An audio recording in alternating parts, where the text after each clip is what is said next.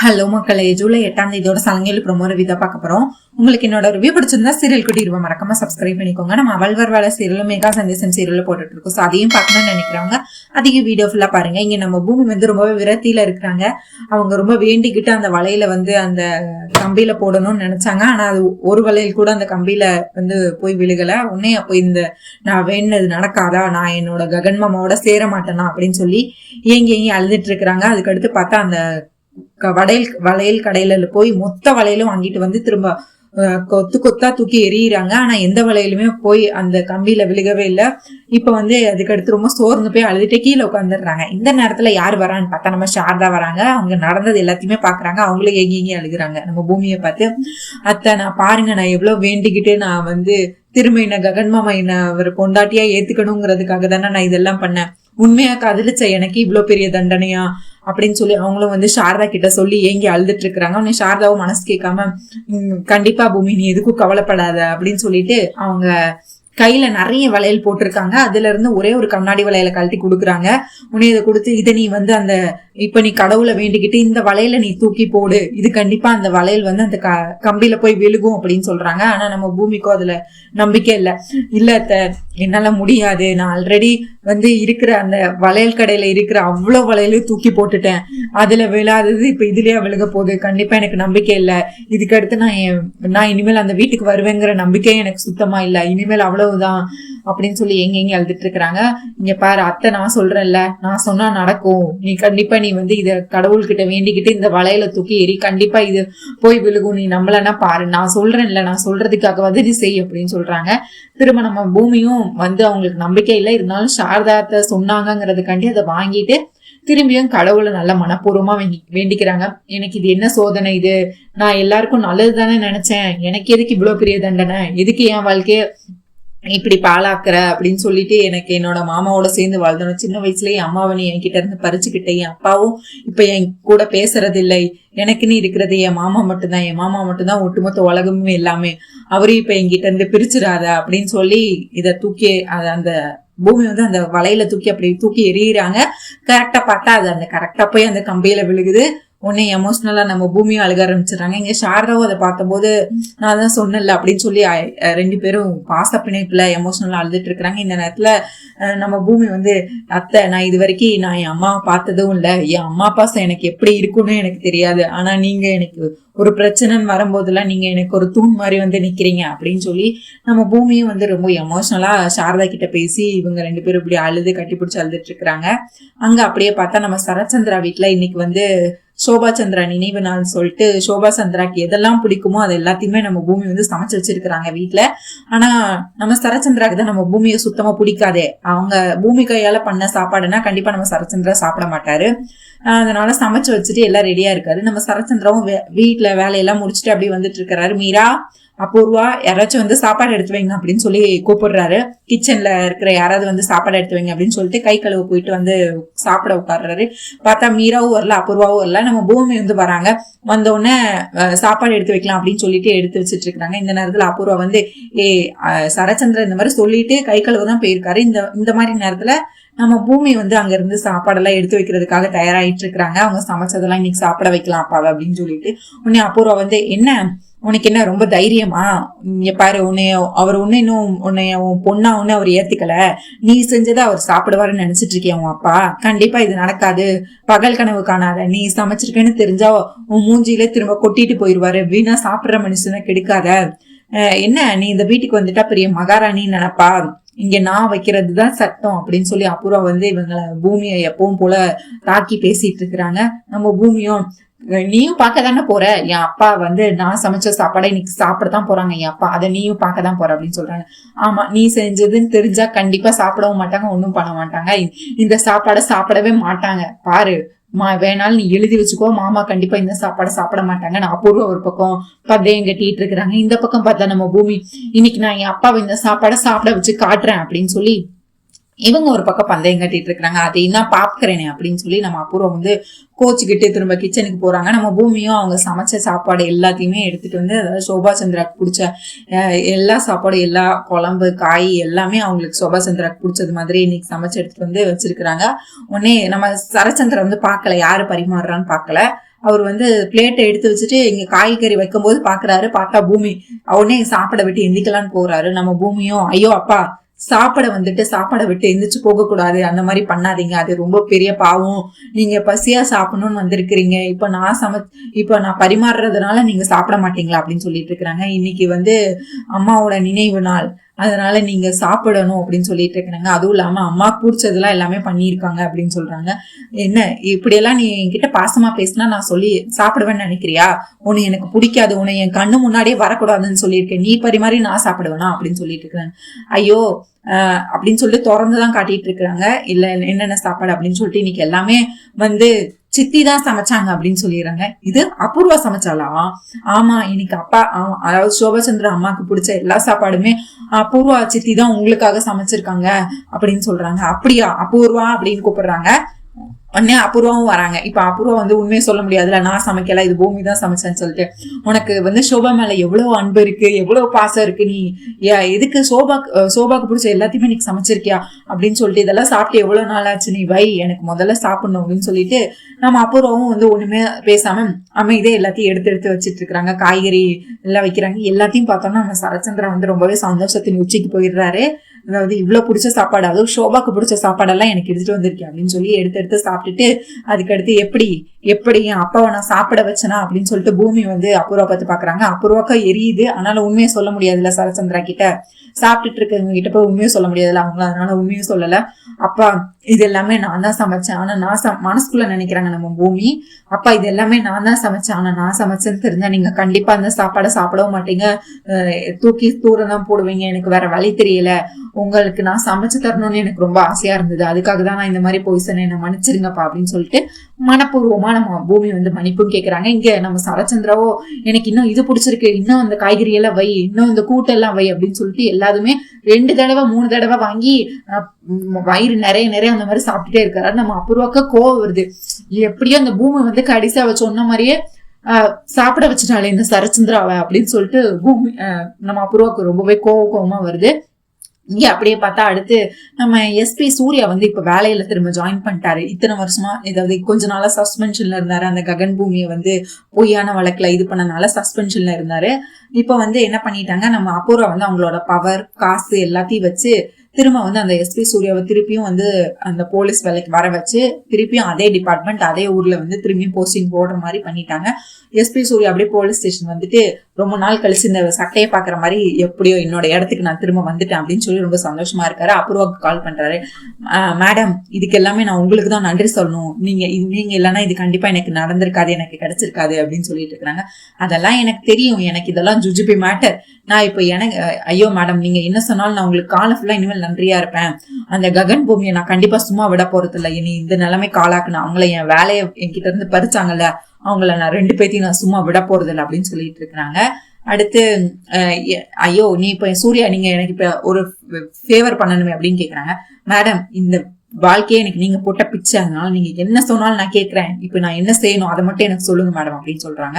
உடனே இவங்க ஒரு பிளான் பண்றாங்க, செரியை எப்படி சிக்க வைக்கலாம் அப்படிங்கிற மாதிரி செரியும் லில்லியும் வச்சு ஒரு பிளான் போட்டு நம்ம எஸ்பி சூர்யாவுக்கு கொடுக்குறாங்க. சரி மேடம் நான் எல்லாத்தையும் பக்காவா பண்ணிடுறேன் அப்படின்னு சொல்லிட்டு இருக்கிறாங்க. இங்க அப்படியே பார்த்தா நம்ம ககன் வீட்டுல ககன் வந்து அந்த துருவ வந்து அங்க வீடியோ எல்லாம் எடுத்தார்ல, வீடியோ போட்டோ எல்லாம் அந்த தாராக்கு வந்து அங்க கோயில வச்சு பூஜை பண்ணும்போது அந்த வீடியோ எல்லாம் எடுத்தாங்கல்ல, அதெல்லாம் வந்து நம்ம சாரதா கிட்ட போட்டு காமிச்சிட்டு இருக்கிறாங்க. அம்மா நான் இன்னைக்கு கோயில உங்களை தேடி வந்தேன்ல, அப்ப நான் ஒரு விஷயத்த பார்த்தேன், நான் உங்களுக்கு காட்டணும்னு நினைக்கிறேன் அப்படின்னு சொல்லிட்டு அந்த வீடியோ வந்து போட்டு காட்டிட்டு இருக்கிறாரு ககன். அங்க என்னெல்லாம் நடந்தது, துலாபாரம் கொடுத்தது, தாராவை வந்து தங்கச்சிக்காக எல்லாமே பண்ணது, அந்த துருவ வந்து பண்ணது எல்லாத்தையுமே வந்து நம்ம ககன் வந்து போட்டு காட்டிட்டு இருக்கிறாரு. உடனே நம்ம பூரணியும் பார்த்து இது பார்த்தோம் ரொம்பவே ஹாப்பி ஆயிடுறாங்க. நம்ம சாரதாவும் இதை பார்த்தோம்னா ரொம்பவே ஹாப்பி ஆயிடுறாங்க. ககன் வந்து சொல்றாரு, அம்மா எனக்கு வந்து இவங்க 2 பேரும் தங்கச்சி மேல எவ்வளவு பாசம் இருந்தா இவர் இப்படி எல்லாம் பண்ணுவாரு, அதுவும் இவ்வளவு பெரிய கோயில்ல துலாபாரம் கொடுக்குறாங்க, அதாவது அவர் தங்கச்சிக்காக ஏதோ வேண்டி துலாபாரம் இன்னைக்கு கொடுத்துருக்காங்க, இன்னைக்கு அங்க கோயில்ல இருக்கிற மக்கள் எல்லாமே இவரை பத்தி ரொம்பவே பெருமையா பேசினாங்க. எனக்கு இவரை பார்க்கும்போது அப்படியே என்னைய பாக்குற மாதிரி இருக்கு. இவங்க தங்கச்சி மேல எவ்வளவு அனுபவிச்சிருக்காங்க, நானும் என் பூர்ணி மேல எவ்வளவு அனுபவிச்சிருக்கணும், அதே மாதிரி அந்த இவரும் வந்து அவங்களோட தங்கச்சி மேல அவ்வளவு அனுபவிச்சிருக்காங்க அப்படின்னு சொல்லிட்டு ககன் ரொம்பவே பெருமையா பேசிட்டு இருக்கிறாரு. ஆமாடா, பார்த்தாலே தெரியுது எவ்வளவு 2 பேரும் அண்ணன் தங்கச்சி எப்படி அன்பா இருக்காங்கல்ல அப்படின்னு சொல்லி பேசிட்டு இருக்கிறாங்க. இவருக்கு இன்னும் கல்யாணமும் ஆகலையாமா அப்படின்னு சொல்லிட்டு இருக்காங்க. நம்ம பூர்ணி ஆல்ரெடி இவங்க கோயில பார்த்துட்டு பூர்ணி வந்து இவங்க மேல காதல்ல விழுந்துட்டாங்க. இருந்தாலும் வந்து சொல்லல, இன்னும் ககன் கிட்ட வந்து இதெல்லாம் சொல்லல. ஆமா, நான் இவங்க பார்க்கவே ரொம்ப சந்தோஷமா இருக்கு, நம்மள பாக்குற மாதிரியே இருக்குல்ல அப்படின்னு சொல்லி நம்ம பூர்ணியும் ரொம்பவே சந்தோஷமாக்குறாங்க. உடனே நம்ம சாரதா சொல்றாங்க, கண்டிப்பா இந்த பையனை கட்டிக்க போற பொண்ணு வந்து ரொம்பவே கொடுத்து வச்ச பொண்ணா இருக்கணும் அப்படின்னு சொல்றாங்க. ஆமாமா, கண்டிப்பா அது வேற யாரு, நம்ம பூர்ணி தான் அப்படின்னு சொல்றாங்க. உடனே நம்ம சாரதாவும் பூர்ணி அப்படியே ஷாக் ஆயிடுறாங்க. என்ன ககன் சொல்லிட்டு இருக்க நீ அப்படின்னு சொல்லிட்டு. இல்லம்மா, நீங்க தானே சொன்னீங்க இவர் வந்து தங்கச்சி மேலே இவ்வளவு அன்பா இருக்காருன்னா, அப்ப நம்ம பூர்ணி மேல இவர் எவ்வளவு அன்பா இருப்பாரு, அவங்களை கட்டிக்க போறவங்க ரொம்ப கொடுத்து வச்சவங்க நீங்க தானே சொன்னீங்க. இவருக்கு இன்னும் கல்யாணம் ஆகல, நான் எல்லாமே விசாரிச்சுட்டேன் அப்படின்னு சொல்றாங்க. சரிடா, இப்ப நமக்கு மட்டும் பிடிச்சா போதுமா, அந்த பையன் வீட்டுக்கும் பிடிக்கணும்ல, நம்ம பூர்ணியை பிடிக்காதவங்க யாருமா இருக்க முடியும் அப்படின்னு கேக்குறாங்க. முதல்ல பூர்ணிக்கு இதுல சம்மதமான்னு கேளு அப்படின்னு கேட்கும்போது, பூர்ணி உனக்கு என்ன இதுல சம்மதம் தானே, உனக்கு எதுவும் ஆட்சேபனை இருக்கு அப்படின்னு சொல்லிட்டு ககன் கேக்குறாரு. ஆனா அவங்க அப்படியே ஒரு நிமிஷம் யோசிக்கிறாங்க. யோசிச்சுட்டு ஒண்ணுமே சொல்லாம அமைதியா இருக்கிறாங்க. நீ எதுக்கும் கஷ்டப்படாத பூமி, ஏதோ ஒரு வாட்டி உன் கல்யாணம் நின்னு போயிருச்சுங்கிறதுக்காக அவங்க பண்ணிட்டு போன துரோகத்தெல்லாம் நீ நினைக்காத. நான் தான் அவங்க கிட்ட சொல்லியிருக்கேன்ல, பணத்துல அந்தஸ்துல படிப்புல எல்லாத்துலயுமே அவனை அந்த சிவாவை விட ஒரு 100 மடங்கு பெரிய ஒரு பையனா தான் நான் உனக்கு பார்த்து கல்யாணம் பண்ணி வைப்பேன். அதே மாதிரிதான் இவரு பாரு, தங்கச்சி மேலே இவ்வளவு அனுபவிச்சிருக்காரு. எனக்கு இந்த பையனை ரொம்பவே பிடிச்சிருக்கு. இன்னும் நான் இவரை பத்தி கொஞ்சம் விசாரிக்க வேண்டியிருக்கு. நான் விசாரிச்சுதானே நம்ம பண்ண போறோம். உனக்கு பிடிச்சிருக்குன்னா சொல்லு, நம்ம மேல் கொண்டு பேசலாம் இதை பத்தி அப்படின்னு ககன் வந்து என்னோட தங்கச்சி பூர்ணி கிட்ட கேக்குறாரு. சாரதாவும் டேய், நம்மளே பேசிட்டு இருந்தா இவர் யாருன்னு தெரியல, எந்த குடும்பம்னு தெரியல, எங்க இருக்காருன்னு தெரியல, எதுவுமே தெரியாம எப்படின்னா நம்ம முடிவெடுக்க முடியும் அப்படின்னு கேட்டுட்டு இருக்காங்க. ஐயோ அம்மா, அதுக்கு தானே நான் இருக்கேன். இவர் யாரு, எங்க இருக்கா, எல்லா டீட்டெயில்ஸும் நான் ஆல்ரெடி இப்போ என்னோட பிஏ கிட்ட சொல்லி கலெக்ட் பண்ண சொல்லியிருக்கேன். அவங்க காலையில எனக்கு டீட்டெயில்ஸ் எல்லாம் கொடுத்துருவாங்க, நீங்க எதுக்கும் கவலைப்படாதீங்க, நான் காலையில போய் நான் அவங்க வீட்டுல பேசுறேன் அப்படின்னு சொல்றாங்க. பூர்ணி, உனக்கு பிடிச்சாதான் நான் இதெல்லாம் பண்ணுவேன், உனக்கு இதெல்லாம் சம்மதமா அப்படிங்கிற மாதிரி கேட்டுட்டு இருக்காங்க. ஐயோ அண்ணா, சின்ன வயசுல இருந்து எனக்காக நீ எல்லாத்தையும் நீ தான் பார்த்து பண்ண. இப்போ இந்த கல்யாணத்தையும் நீ முடிவெடுத்தா அது சரியாதான் இருக்கும், நீ எனக்கு எது பண்ணாலும் அது கரெக்டா தான் இருக்கும் அப்படின்னு சொல்லி இவங்க இந்த மாதிரி பேசிட்டு இருக்கிறாங்க. அடுத்து பார்த்தா நம்ம சாரதா, சரிடா ககன், நீ அந்த வீடியோவை எனக்கும் அனுப்புறியா அப்படின்னு கேக்குறாங்க. நானும் பாக்கணும்ல அப்படின்னு கேக்குறாங்க. அதான் நீங்க பாத்துட்டீங்களேமா? இல்லடா, நானும் காட்டணும்னா காட்டிப்பேன்ல, அதுக்காக தான் நீ எனக்காக அந்த வீடியோவை அனுப்பேன், என் போன்ல அனுப்பேன், எனக்கு கிச்சன்ல வேற வேலை இருக்கு அப்படின்னு சொல்லிட்டு உள்ள குடுகுடுன்னு ரூமுக்கு ஓடி போயிடுறாங்க. நம்ம ககனும் அனுப்பி வைக்கிறாங்க. உடனே பூர்ணி வந்து சாரதா உள்ள போனோன்னா, அண்ணா உங்களுக்கு தெரியுதா அம்மா யாருக்காக இந்த வீடியோ அனுப்ப கேக்குறாங்கன்னு சொல்லிட்டு. நல்லாவே தெரியுது, அந்த ராட்சசி, அந்த துரோகி, அவளை அந்த பூமிக்கு அனுப்புறதுக்கு தானே இவ்வளவு கேட்டுட்டு இருக்காங்க. அதுக்கு தானே அனுப்பட்டும், அவள் பார்க்கட்டும், பார்த்து வயிறு எறியட்டும். அவ என்ன நினைச்சா, என் தங்கச்சிக்கு வந்து நல்ல வாழ்க்கை அமையாதுன்னு நினைச்சா, நம்மளை அவமானப்படுத்தணும்னு தானே நினைச்சா. இப்போ இந்த பையனை பார்த்து அவ நல்லா வயிறு எறியட்டும், அவ பார்த்து நல்ல இதாகட்டும் அப்படின்னு சொல்லி இவர் வந்து கோவத்துல இந்த மாதிரி பேசிட்டு இருக்காரு. வீடியோவும் அனுப்பி வச்சுட்டாங்க சாரதா போனுக்கு. உடனே சாரதா ரூமுக்கு போயிட்டு என்னடா வீடியோ வந்துச்சான்னு பாத்துட்டே இருக்கிறாங்க. சாரதா அப்படியே அந்த வீடியோ வந்து பூமி போனுக்கு அனுப்பி வைக்கிறாங்க. பூமி போனுக்கு அனுப்பி வச்சோன்னா பூமி வந்து ஏதோ அங்க கிச்சன்ல வேலை பார்த்துட்டு இருக்கிறாங்க. திடீர்னு பார்த்தா ஏதோ மெசேஜ் வருது. உடனே அந்த வீடியோ ஃபுல்லா ஓட விட்டு பாக்குறாங்க. அதாவது துரு வந்து துலாபாரம் வந்து தாராக்காக பண்ணது, அண்ணன் தங்கச்சி 2 பேரையும் பார்த்து, ஐயோ இவங்க யாரு என்னன்னே தெரியலையே, அத்தை எதுக்கு எனக்கு இந்த வீடியோ அனுப்பி வச்சிருக்காங்க அப்படின்னு சொல்லி நம்ம பூமி யோசிச்சுட்டு இருக்க. அடுத்த செகண்டே நம்ம பூமி வந்து சாரதாக்கு கால் பண்ணிடுறாங்க. உடனே சாரதா, ஆமா பூமி, நீ அந்த வீடியோ பாத்தியா அப்படின்னு கேக்குறாங்க. பார்த்தேன், இது யாரு, இது இவங்க யாரு முதல்ல அப்படின்னு கேக்குறாங்க. அது இல்லம்மா, இன்னைக்கு கோயில்ல வச்சு ககன் வந்து அந்த பையனை பார்த்திருக்கான், அந்த பூர்ணிக்கு அந்த மாப்பிள்ளை கரெக்டா இருக்கானா, நீ என்ன நினைக்கிற, அவங்களுக்கு பூர்ணிக்கு வந்து அந்த மாப்பிள்ளையை நாங்க பேசலாம்னு ககன் முடிவெடுத்திருக்கிறான். அது வந்து அவங்க 2 பேரும் அண்ணன் தங்கச்சிக்காகவே இவ்வளவு பண்றான்னா, அப்போ நம்ம பூர்ணி எப்படி பார்த்துப்பான்னு வந்து அவங்க நினைக்கிறான். நீ சொல்லுமா, நீ சொன்னாதான் நான் இந்த சம்மதத்தையே பேசணும் அப்படின்னு பூமி கிட்ட வந்து கேக்குறாங்க. உடனே பூமி வந்து எந்த மறுப்பும் சொல்லல, எந்த இதுவும் சொல்லல. ஐயோ அத்தை, ககன் மாமா ஒரு முடிவு எடுத்தா அது கண்டிப்பா அது நல்லா யோசிச்சு நல்ல தெளிவான ஒரு முடிவு தான் எடுத்திருப்பாரு.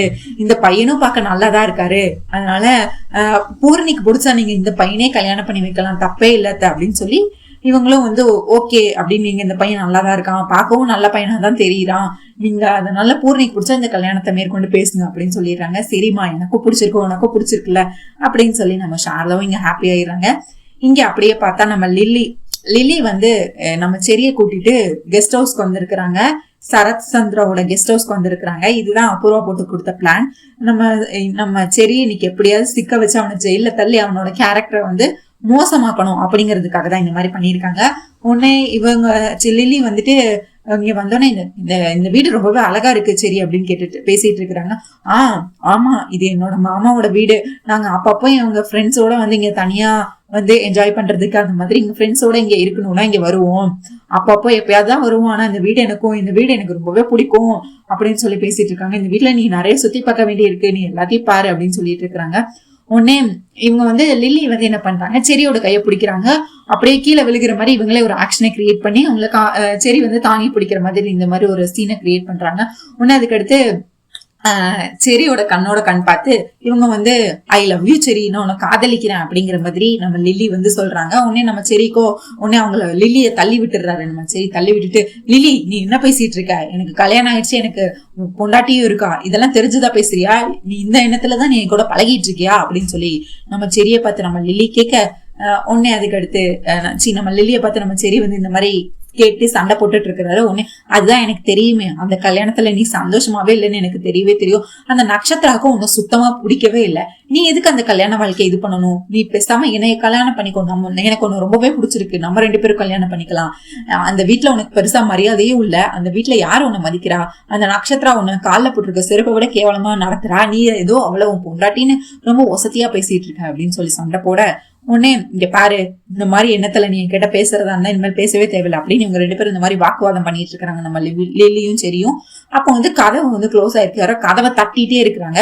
உடனே கதவை தட்டிட்டே இருக்கிறாங்க. இங்க பாரு நான் போய் கதவை திறக்கிற, யாரோ வந்து தட்டிட்டே இருக்கிறாங்க அப்படின்னு சொல்லி நம்ம செரி கையை புடிச்சு வச்சுக்கிறாங்க. நம்ம லில்லி புடிச்சு வச்சுட்டு இவங்களே என்ன பண்றாங்க, அவங்க மேல நகத்தை வச்சு அங்கங்கன்னு கீச்சிக்கிறாங்க, கழுத்துல கன்னத்துல மூஞ்சியில நெத்தியில அப்படின்னு சொல்லி எல்லா பக்கமும் கீச்சி என்ன பண்றாங்க, ஐயோ ஹெல்ப் மீ, என்னை காப்பாத்துங்க அப்படின்னு சொல்லி லில்லியே கத்த ஆரம்பிக்கிறாங்க. அப்படியே பிளேட்டை மாத்தி விட்டுறாங்க. செரி வந்து ஒண்ணுமே பண்ணாம செரி வந்து இவங்க கிட்ட தப்பா நடந்துகிட்ட மாதிரி இவங்களே ஒரு சீனை கிரியேட் பண்ணி காப்பாத்துங்க நம்ம லில்லி வந்து கத்துறாங்க. உடனே கதை உடைச்சிட்டு யாரு வரான்னு பார்த்தா நம்ம சூர்யா. உடனே வந்து டே செரி, இதுதான் நீ வந்து என்ன அந்த பொண்ணை நீ கிட்ட தப்பா நடக்க முயற்சி பண்றியாவா, அப்படி என்ன பண்றேன்னு மட்டும் பாரு, ஜெயில தள்ளி உன்னை காலத்துக்கும் வெளியே விட மாட்டேன் அப்படின்னு சொல்லி நம்ம சூர்யா வந்து பழைய பகையை தீக்கிறதுக்காண்டி செரி அரெஸ்ட் பண்றாரு. உடனே சார் நான் சொல்றது கேளுங்க சார், இவ்வளவு கிரியேட் பண்ணிட்டு இருக்கா, நான் இவ்வளவு எதுவுமே பண்ணல அப்படின்னு சொல்ல, நீ எதுவா இருந்தாலும் வந்து முதல்ல ஸ்டேஷன்ல பேசுறான் அப்படின்னு சொல்லி நம்ம செரிய ஸ்டேஷனுக்கு இழுத்துட்டு வராங்க. அதுக்கடுத்து பார்த்தா சூர்யா உனக்கு ஆல்ரெடி என் மேல கோத்துல இருக்குன்னு எனக்கு நல்லாவே தெரியும், எனக்கு இதுக்கு எந்த சம்மந்தமும் இல்ல, லில்லி அவளா இது பண்ணிட்டு இருக்கா, நான் அவளை எதுவுமே பண்ணல அப்படின்னு சொல்லிட்டு இருக்காங்க. உடனே அதுக்கு அடுத்து பார்த்தா லில்லி வந்து கம்ப்ளைண்ட் எழுதி கொடுக்குறாங்க, இவன் இந்த செரி வந்து என்கிட்ட தப்பா நடந்துக்கிட்டாங்கிற மாதிரி ஒரு பெரிய கம்ப்ளைண்ட் எழுதி கொடுக்குறாங்க. இத பார்த்த உடனே லில்லி கிட்ட ரொம்பவே கெஞ்சி கேட்கிறாரு செரி வந்து லில்லி கிட்ட ரொம்பவே கெஞ்சி கேட்கிறாரு, லில்லி இந்த மாதிரி பண்ணாத, நான் எதுவுமே பண்ணல உன்ன, நீ எதுக்கு இந்த மாதிரி தப்பான கம்ப்ளைண்ட் கொடுக்குற, நீ இந்த மாதிரி பண்ண என் பேரை வீட்டுல இருக்கிற எல்லாரும் என்ன அசிங்கமா நினைப்பாங்க, என் பேரை என்ன கெட்டு போயிரும், நான் ரொம்ப தப்பானவன் என் குடும்பத்தாளுங்க நினைப்பாங்க, நீ அந்த மாதிரி பண்ணாத, நான் உனக்கு என்ன பாவம் பண்ண, எதுக்காக லில்லி நீ இப்படி பண்ற அப்படின்னு சொல்லி இல்ல இவர் செரியோ வந்து கெஞ்சி பாத்துட்டு இருக்கிறாரு. நம்ம லில்லி கெத்தா அதுல கையெழுத்து போட்டு கொடுத்துட்டு சிரிச்சுட்டு ஹாப்பியா போயிடுறாங்க. லில்லி வந்து போலீஸ் ஸ்டேஷன்ல கம்ப்ளைண்ட் பண்ணிட்டு அவங்க பாட்டு அழுதுகிட்டே அங்க இருந்து போலீஸ் முன்னாடி நடிச்சுட்டு ஓடிடுறாங்க. அதுக்கடுத்து எஸ்பி சூர்யா வந்துட்டு டேய் இதுக்கு உனக்கு நான் வெளியவே வராத வர எப்படி பண்றேன்னு மட்டும் பாரு அப்படின்னு சொல்லிட்டு எஸ்பி சூர்யா வந்து செரிக்கிட்ட வந்து பேசிட்டு இருக்கிறாரு. உடனே செரியும் சொல்றாரு, சூர்யா இல்ல அவ போய் சொல்றா, எனக்கு இதுக்கு எந்த சம்மந்தமும் இல்ல, தயவு செஞ்சு என்ன நம்பு, எனக்கு இதுக்கு எந்த சம்மந்தமும் இல்ல அப்படி இப்படின்னு திரும்ப நம்ம செரி வந்து திரும்ப எஸ்பி சூர்யா கிட்ட சொல்லிட்டு இருக்காரு. டேய் நீ எந்த கேஸ்ல மாட்டிருக்கேன்னு உனக்கு தெரியுமா, கால ஃபுல்லா உனக்கு ஜெயில் தான், என்ன பண்றேன்னு மட்டும் உனக்கு பாரு அப்படின்னு சொல்லிட்டு அந்த கம்ப்ளைண்ட் வாங்கின லெட்டர் எல்லாமே பத்திரமா வச்சிருக்காரு நம்ம சூர்யா. அதுக்கு அடுத்து அபூர்வாக்கு கால் பண்றாங்க. அபூர்வா வந்து அங்க இங்க நடந்துட்டே இருக்கிறாங்க. இந்த எஸ்பி சூர்யா எப்படா கால் பண்ணுவா, எப்படா வந்து அந்த நல்ல செய்தியை நம்ம காதுல சொல்லுவோம் அப்படின்னு சொல்லிட்டு வெயிட் பண்ணிட்டே இருக்கிறாங்க. எஸ்பி சூர்யாவும் கால் பண்றாரு அபூர்வா மேடம்க்கு. அபூர்வா கால் பண்ணி என்ன மேடம் நம்ம நினைச்ச மாதிரியே பிளான் சக்சஸா முடிஞ்சிருச்சு, எப்படியோ இப்ப செரி எங்க இருக்கான்னு தெரியுமா, இங்க போலீஸ் ஸ்டேஷன்ல கம்பி எண்ணிட்டு இருக்கா மேடம் அப்படின்னு சொல்லுவாங்க. Wow super Surya, great Surya அப்படின்னு சொல்லிட்டு இந்த நல்ல செய்தியை கேட்கறதுக்காக தான் நான் இவ்வளவு நாளா வெயிட் பண்ணிட்டு இருந்தேன், எப்படியோ இதுக்காக தான் நான் உனக்கு வேலையும் வாங்கி கொடுத்தேன் அப்படின்னு சொல்லிட்டு எப்படியோ மேடம் நம்ம பிளான் பண்ண மாதிரியே எல்லாமே பர்ஃபெக்டா நடந்திருக்கு. இன்னும் கொஞ்ச நாள் தான், அதுக்கடுத்து காலம் ஃபுல்லா அவன் ஜெயில தான் இருப்போம், அதுக்கடுத்து டிவோர்ஸ் நம்ம வாங்கிடலாம் நக்ஷத்ராக்கும் சரிக்கும் அப்படின்னு சொல்லி இவங்க இங்க பிளான் பண்ணி இங்க போன் பண்ணி பேசிட்டு இருப்பாங்க. சரி சூர்யா, அடுத்து நான் என்ன பண்ணணும் என்னென்ன பண்ணணும் நான் உனக்கு பிளான் பண்ணி சொல்றேன், அது மாதிரியே பண்ண அப்படின்னு சொல்லிட்டு இருப்பாங்க. இங்க நட்சத்திரா வந்து என்ன மம்மி என்னாச்சு, எது என்ன இவ்வளவு சந்தோஷமா இருக்கீங்க, எப்படியோ அந்த செடியை செடி இப்ப எங்க இருக்கான்னு தெரியுமா அப்படிங்க. எங்க மம்மி, போலீஸ் ஸ்டேஷன்ல தான் அப்படின்னு சொல்லி. என்ன மம்மி சொல்றீங்க, என்ன கேஸ்ல அப்படிங்கும் போது நம்ம லில்லிய வச்சே அவனை பிளான் பண்ணி இப்ப ஜெயில தள்ளியாச்சு அப்படின்னு சொல்லுவாங்க. எப்படி மம்மி இந்த லில்லி ஒத்துக்கிட்டா, இந்த அம்மா இருக்கும்போது நீ எதுக்கடி பயப்படுற, இந்த அபூர்வா நினைச்சதை நடத்தி முடிப்பா, இந்த அபூர்வா இருக்கிற வரைக்கும் நீ எதுக்குமே பயப்படக்கூடாது அப்படின்னு சொல்லி இவங்க இங்க பேசிட்டு இருக்கிறாங்க. அதுக்கடுத்து பார்த்தா நம்ம லில்லி அப்படியே வீட்டுக்கு வராங்க. வீட்டுக்கு வந்து அழுதுட்டே வராங்க. அழுதுட்டு மூடியெல்லாம் களைச்சிட்டு கை கால் கழுத்து மூஞ்சி அப்படின்னு சொல்லிட்டு எல்லா பக்கமும் வந்து இவங்களே நகத்தை வச்சு கீச்சி காயமா இருக்கு. உடனே வந்துட்டு எங்க நின்று நடு வீட்டுல நின்று நம்ம லில்லி வந்து அழுதுட்டே இருக்கிறாங்க. உடனே அதுக்கு அடுத்து ஒருத்தரா அப்பதான் வராங்க. முதல்ல அபூர்வா வந்து விசாரிச்சுட்டு இருக்கிறா. லில்லி, என்னம்மா லில்லி, என்னாச்சு, எதுக்கு நீ இப்ப அழுதுட்டு இருக்கிற, என்னாச்சு, யாரு உன்னை என்ன செஞ்சா, ஏன் இப்ப நீ அலங்கோலமா வந்திருக்கிற, என்னமா ஆச்சு எதுக்குமா அழுகிற அப்படின்னு சொல்லி ஆண்டி அப்படின்னு சொல்லி அபூர்வா மேல சாஞ்சு இன்னும் நடிச்சிட்டு இருக்கிறாங்க. நம்ம லில்லி ஏங்கி இன்னும் அழுதுட்டு இருக்கிறாங்க. அப்படியே பார்த்தா நம்ம சரச்சந்திரா அடுத்து வராரு, நட்சத்திரா அடுத்து வராங்க, கேபி, மீரா, எல்லாரும் மருதானியில எல்லாருமே இப்ப ஒண்ணு கூட்டிட்டாங்க ஒரே இடத்துல. உடனே என்னாச்சு லில்லி, அடுத்த நட்சத்திரம் அவங்க பங்குக்கு வந்து நடிக்கணும்ல. நட்சத்திரம் வந்து அடுத்து லில்லி இப்ப என்னாச்சு, எதுக்கு நீ அழுகிற, என்னாச்சு லில்லி, யாரு உன்னை என்ன செஞ்சா, எதுக்கு நீ அழுதுட்டே இருக்க அப்படின்னு சொல்லிட்டு இருக்காங்க. அடுத்து சரச்சந்திரா, என்னதாமா உனக்கு ஆச்சு, என்னம்மா என்னாச்சு, உனக்கு என்னமா பிரச்சனை அப்படின்னு சொல்லி சரச்சந்திரா கேட்டுட்டு இருக்கிறாரு. அதை எப்படி அங்கிள் நான் என் வாயால சொல்லுவேன் அப்படின்னு சொல்லி அதுக்கடுத்து எங்க அழுதுட்டு இருக்கிறாங்க. உடனே நீ என்ன ஆச்சுன்னு சொன்னாதானமா எங்களுக்கு தெரியும், சொல்லுமா வாய் திறந்து அப்படின்னு நம்ம சரச்சந்திரா, மருதானியில, மீரா எல்லாரும் கேட்டுட்டு இருக்காங்க. அதுக்கடுத்து இல்ல அங்கிள் சரி அப்படின்னு சொல்றாங்க. சரி என்ன பண்ணா, சரி என்னாச்சு, சரி எதுக்கு பண்ணி சொல்லிட்டு இருக்க அப்படிங்கும் போது, இல்ல அங்கிள் கெஸ்ட் ஹவுஸ்க்கு என்ன கூட்டிட்டு போய் அப்படின்னு சொல்லி அதுக்கடுத்து எதுவுமே சொல்லாம எங்க அழுதுட்டு இருக்காங்க. இதுக்கடுத்து நான் எப்படி அங்கிள் என் வாயெல்லாம் சொல்லுவேன் அப்படின்னு சொல்லி அழுதுட்டு இருக்காங்க.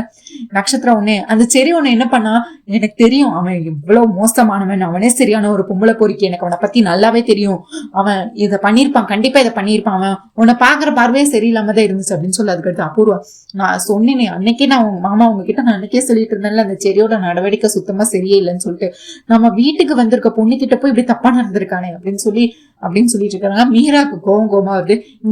இந்த பொண்ணு ஏதோ பொய் சொல்றா, கண்டிப்பா என் பையன் சரி அந்த மாதிரி பண்ணிருக்க மாட்டான் அப்படின்னு சொல்லிட்டு இருக்காங்க. மீரா, உனக்கு எதுவுமே இந்த வீட்டுல நடக்க எதுவுமே தெரியாது, உனக்கு என்ன தெரியும், நீ வாயை மூடு, உனக்கு இந்த வீட்டுல நடக்குது எதுவுமே தெரியாது. அபூர்வா வந்து மீராவை ஆஃப் பண்ணிடுறாங்க.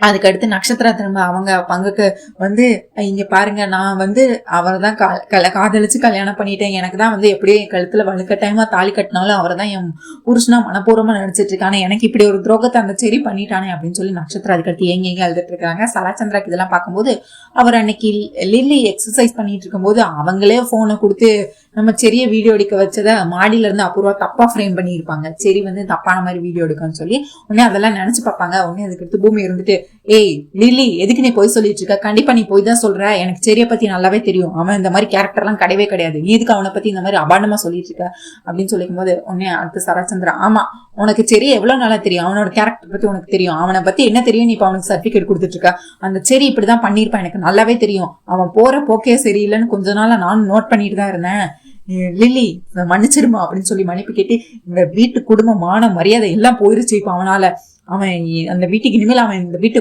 பையனும் கிடையாது ஒன்னும் கிடையாது அப்படின்னு சொல்லிட்டு இருக்காரு. மீரா அதுக்கு அடுத்து போய், அண்ணா ப்ளீஸ்ண்ணா, இப்போ சரி எங்க இருக்கானா, நான் போலீஸ்ல கம்ப்ளைண்ட் கொடுத்துட்டேன் அப்படின்னு சொல்லி லில்லி சொல்றாங்க. போலீஸ்ல அரெஸ்ட் பண்ணிட்டாங்க, போலீஸ் தான் வந்து என்னை காப்பாத்துறாங்க அப்படின்னு சொல்றாங்க. உடனே மீரா வந்து கெஞ்சி கேக்குறாங்க சரச்சந்திரா கிட்ட, அண்ணா ப்ளீஸ் அண்ணா, சரியா வெளியே கொண்டு வாண்ணா, ப்ளீஸ் அண்ணான்னு கெஞ்சி கேக்குறாங்க.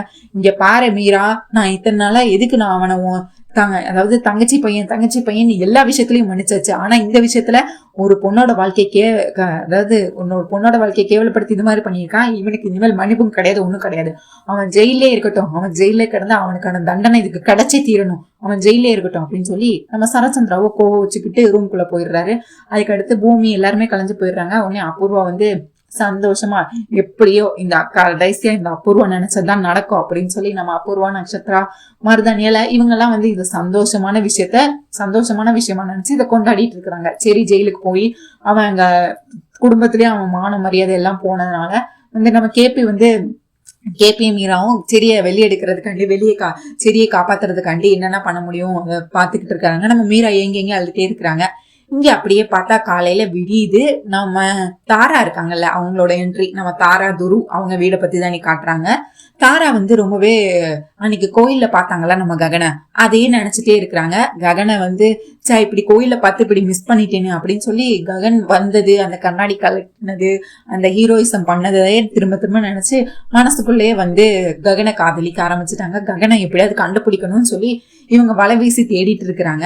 இங்க அப்படியே பார்த்தா அந்த வேலைக்காரி வந்து இவங்களுக்கு சாம்பிராணி பொடி போட்டுட்டு இருக்காங்க முடிக்கு. நம்ம தாராவோட முடிக்கு சாம்பிராணி போட்டுட்டு இருக்காங்க.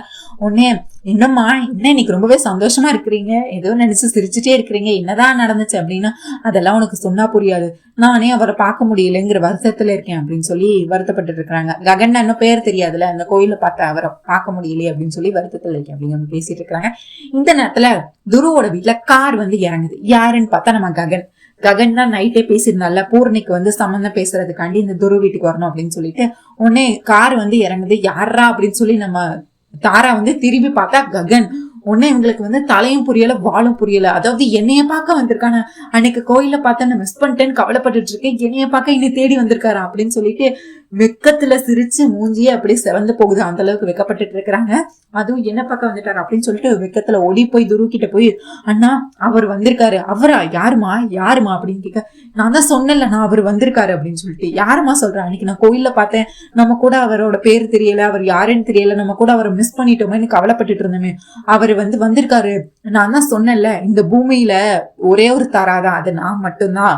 இந்த தாரா நினைச்சா அந்த தாராக்கு எதுனாலும் கிடைச்சுதான் ஆகணும். இந்த பூமியில நான் ஒரே ஒரு பீஸ் இந்த தாரா அப்படின்னு சொல்லி தாராவே அவங்கள ரொம்ப பெருமையா பேசிட்டு இருக்காங்க. எப்படியோ நான் நினைச்சது கிடைக்கணும்னா நான் என்ன வேணா பண்ணுவேன், அந்த கடவுளே ஏன் பக்கம் இருக்கிறாரு, இப்போ அவரே நம்ம வீட்டுக்கு அனுப்பி வச்சிருக்கிறாரு, என்னைய பார்க்க சம்மந்தம் பேசதான் வந்திருக்காருன்னு நினைக்கிறேன், நீ போய் பேசணும் அப்படின்னு சொல்றாங்க.